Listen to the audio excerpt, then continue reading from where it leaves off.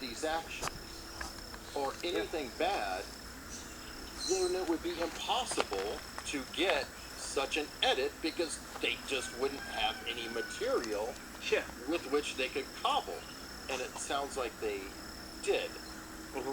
Also, I think you said in an interview that you were a Boy Scout, and that's Oh, why you yeah. said yes sir, yes ma'am, all of that.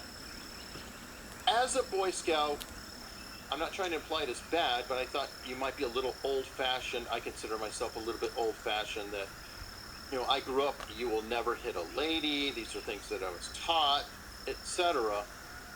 Do you feel that Jill and Amber were using the fact that they are women and paralyzing you from really being able to shove them aside or do whatever because you're having to constrain yourselves out of civility, and they were taking full advantage of that? Well, I would go a step further in not only civility, they were using the law to their advantage. There was one point where I grabbed an inner tube that Jill had stolen from my cabin, and she wrapped it around her. I actually grabbed the inner tube to pull it, but it was around under her arm, so it actually pulled her. And she screamed and said, "He's assaulting me." And I let go of the inner tube, and I realized not only do you not hit a woman out of civility and ethical reasons, but they're going to try and get me off the show for touching them. So I'm like, she's screaming, "There's no law." And I'm on the side, which you didn't see, saying, "Oh, but if I touch you, you're going to scream, 'Arrest him.'" Because they did. They wanted me to get arrested. They said I assaulted them. And when I got down to the raft, Amber says, "Get your hands off me, dude." I didn't even touch her at that moment. She was just trying to make it appear as if I was assaulting her. It gave me images of these Karen videos that you see of people saying, "Oh my God, the police," and they're screaming on the phone, and they're saying, "Oh, he's hurting me, he's hurting me," and the guy's like, "Ma'am, I'm not doing anything," and he's like feet away from him. So that they were using the law to their advantage, and in one instance, you know, I'm getting strong-armed robbed by a woman in the woods. And if we were in reality, I could imagine that Jill would be on the phone calling the police saying, "Officers, can you come here immediately? Because this man won't allow me to rob him." I can't understand why he won't allow me to rob him. Can you please send backup? That's what sense it made to me. See, this frustrated me though watching it because I thought similar things. That obviously you can't strike, push, whatever. And earlier I said we wish you would. That doesn't mean that we're saying you should. But feelings are feelings, and I'm sure that you had dark feelings toward them at the time. But that seems selective in enforcement. That the production would say it's fine. They can steal whatever they want. They can put people at risk of actual physical harm. It is a legitimate physical harm in the middle of the night to be freezing and not able to sleep. You can get hypothermia. Yeah. But at the same time, obviously they would step in and not allow you to touch or do this or do that. Is it unfair of me to be a little bit critical and say that there may have been a double standard taking place for the sake of drama? Um, I think I was the victim here. Um, I think through the experience and it being the first show, I think it was necessary for the world to see. I think it was an experiment. This was a social experiment. And much like the Stanford prison experiment, we need to be confronted with the ugliness of humanity. We need to see what people can do. And then if we recognize, and as the world is recognizing now, that was wrong, they can see that, then it gives us hope. It gives us hope because we see that we shouldn't be doing this. We shouldn't be treating people like this. If we were at a point where the entire world supporting Jill, Justin, and Amber, then we got problems. Because we would have reached a vicious time period where the wind forsakes any rock. So we're not at that.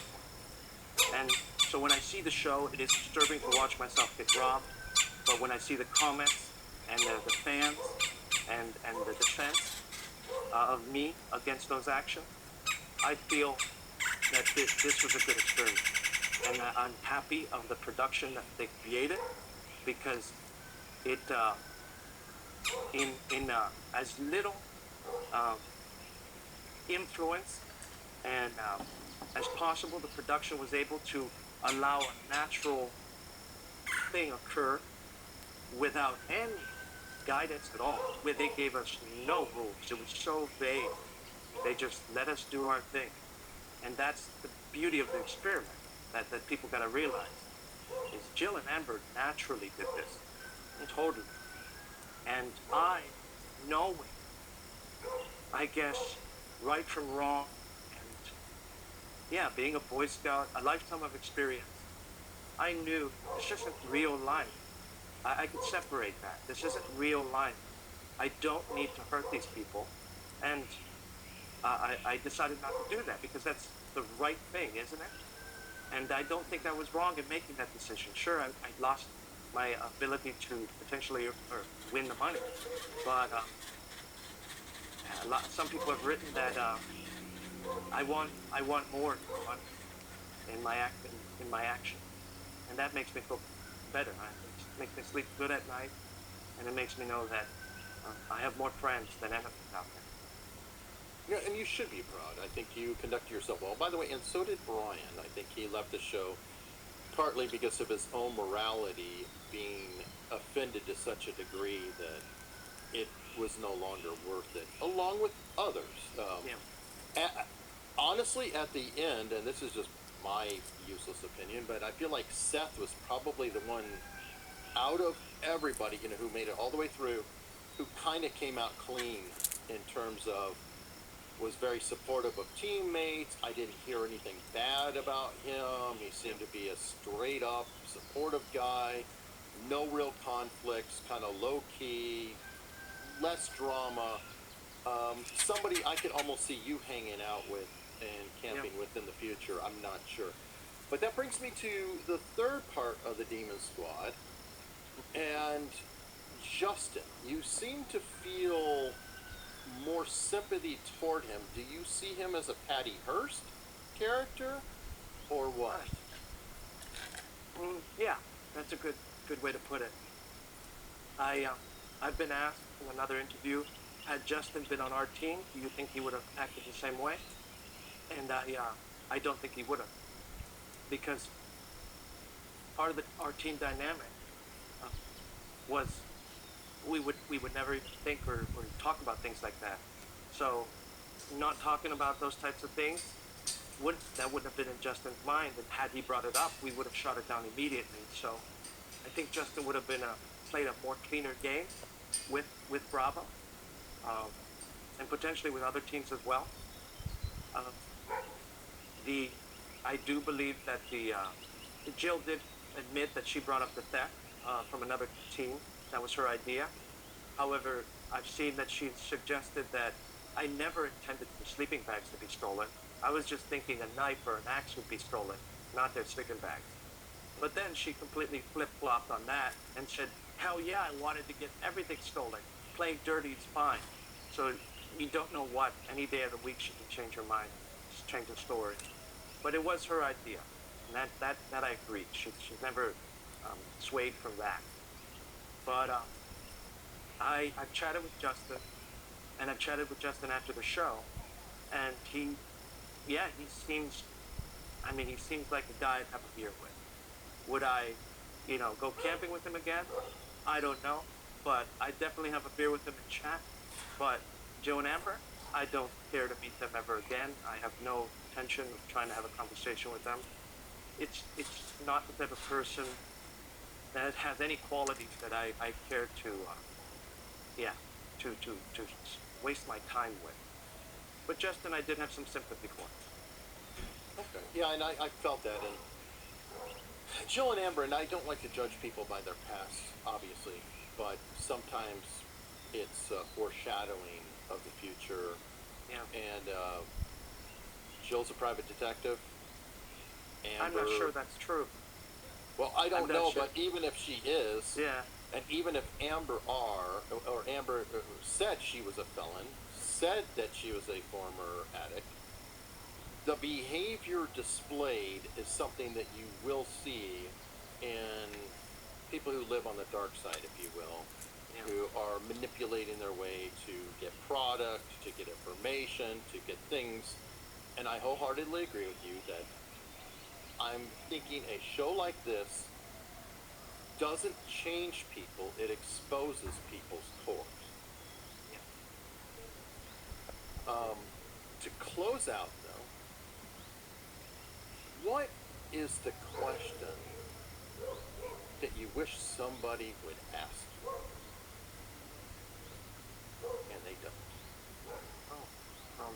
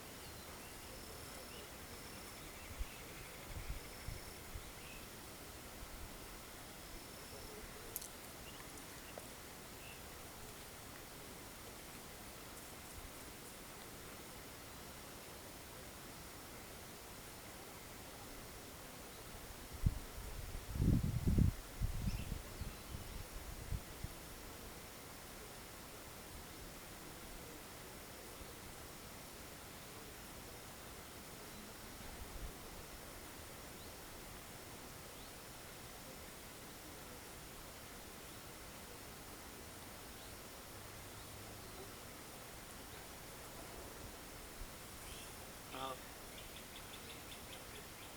well, a lot of people focus on this, but did I have fun? Did I Did have you? fun? Yeah, I did have fun. Um, Everyone focuses on the drama, but every day, every morning, I woke up and the Alaskan sky was amazing. I would have a deep, fresh breath. Um, I felt, you know, I felt like a big hippie out there. Uh, yeah, I mean, apart from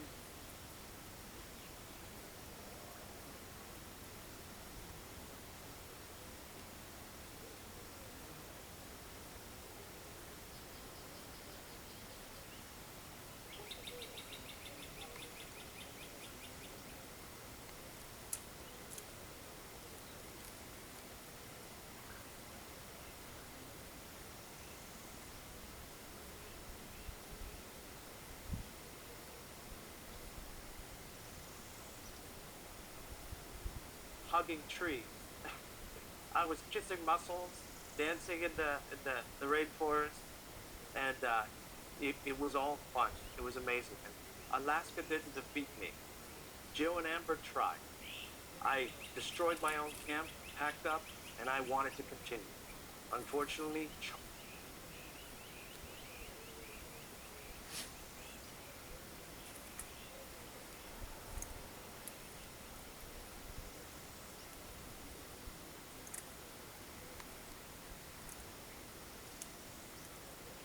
Harvey didn't let me continue. But Alaska didn't defeat me. I had an amazing time, and I want to thank Netflix for the opportunity. It was a really beautiful experience. Would you do it again? Absolutely. In fact, I would love to come back and maybe be the rule keeper for the second series and tell people you can't do that. No, you are not allowed to do that. Oh, well, Javier, thank you so much. People can find you on Instagram, Hungry Man with a Bicycle. Hungry guy on a bicycle. Hungry Guy.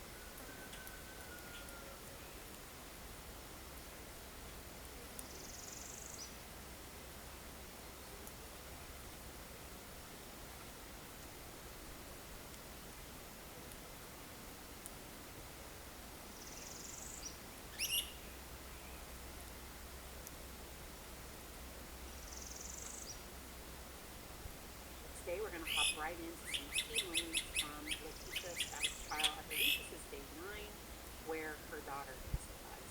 Parts of this can be really heartbreaking, so if you need to cut away, please do.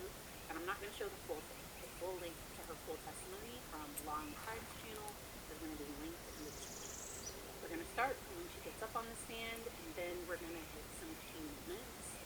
And this is all from a psychological perspective, looking at what it might have been like growing up with this particular mother, and then seeing her testify.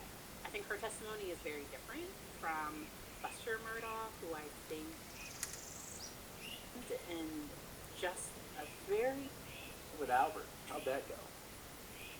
We had a good relationship. When Albert first came in, it's when my dad passed away, so, that was difficult for me at first, because I didn't want, my father to feel replaced. That's how I felt, in my heart. But as time grew, we got closer. What was your father's name? Chance. Hunt? Yes. Do you remember when he died? Yes, when I was 12 in October. So would that have been October?